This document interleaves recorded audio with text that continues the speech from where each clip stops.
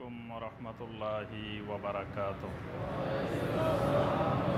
অথবা হয়ে যাবে একেবারে শৈথিল্যবাদী নরমপন্থী। কিন্তু ইসলাম কোনোটাই না। ইসলাম ঈমান এটা একেবারে উগ্রপন্থীও না, চরমপন্থীও না, আবার একেবারে শৈথিল্যবাদী নরমপন্থীও না। এই দুইয়ের মাঝামাঝি যে অবস্থানটা, এটার নাম আল ওয়াসাতিয়্যা ওয়াল ইতিদাল। আজকে মুসলিমদের বড় সমস্যা এটা। সারা পৃথিবীতে মুসলিম আল ওয়াসাতিয়্যা ওয়াল ইতিদাল না বোঝার কারণে কিছু অংশ হয়ে যাচ্ছে চরমপন্থী, উগ্রপন্থী। এবং এই উগ্রপন্থীর থাবায় এর কবলে আমাদের এই বাংলাদেশও কবলিত। বাংলাদেশের মতো জায়গায় একটা মুসলিম দেশ, এই দেশে আল্লাহর ঘর মসজিদে আগুন লাগিয়ে পোড়াই দেওয়া হয়েছে। এটা কোনো হিন্দু দেশ না, বৌদ্ধ দেশ না, খ্রিস্টান দেশ না, ইসরায়েল না। এটা একটা বাংলাদেশ, একটা মুসলিম এবং পৃথিবীর দ্বিতীয় বৃহত্তম বলা হয় যে মুসলিম দেশ। এরকম মুসলিম দেশে বলা একটা মসজিদে মুসলিমেরাই এবং সব দাড়ি টুপিওয়ালা মুসলিমেরাই আগুন লাগিয়ে মসজিদ পোড়াই দিছে।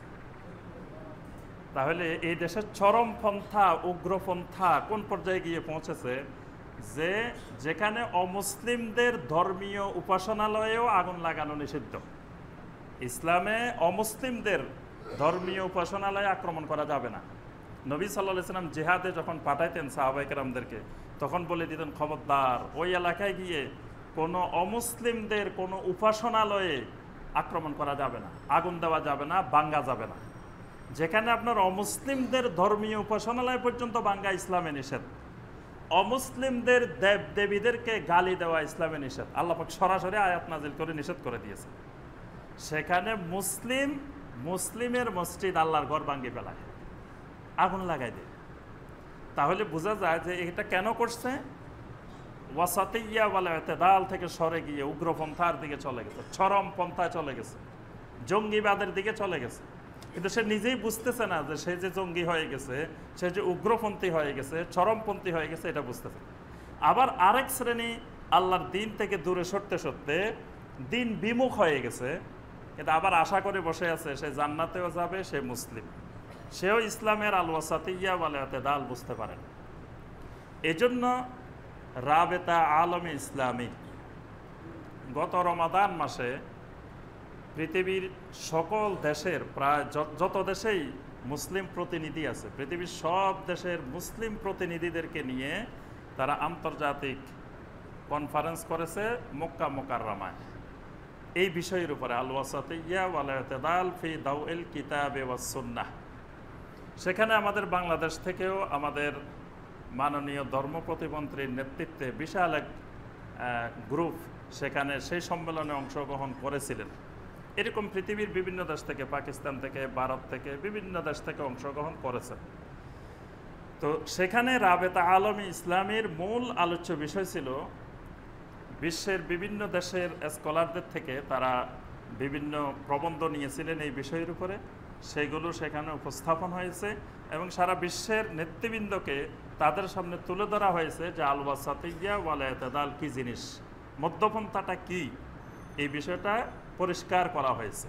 এবং সারা বিশ্বকে অনুরোধ করা হয়েছে যে প্রত্যেকটা দেশে দেশে যেন মুসলিমদের মাঝে কোরআন সুন্নাহর আলোকে ওয়াসাতিয়্যা ওয়াল ইতিদাল, মধ্যপন্থা এবং ভারসাম্যপূর্ণ জীবনযাপন, এইটা যেন তুলে ধরে। কারণ এইটা বিঘ্নিত হলে পৃথিবীতে কেউ নিরাপদ থাকবে না।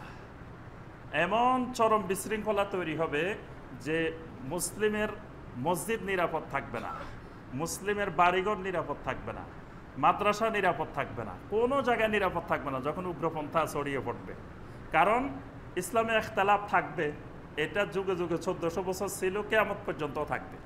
কিয়ামতের আগ পর্যন্ত কোনোদিন ইখতিলাফ মিটবে না।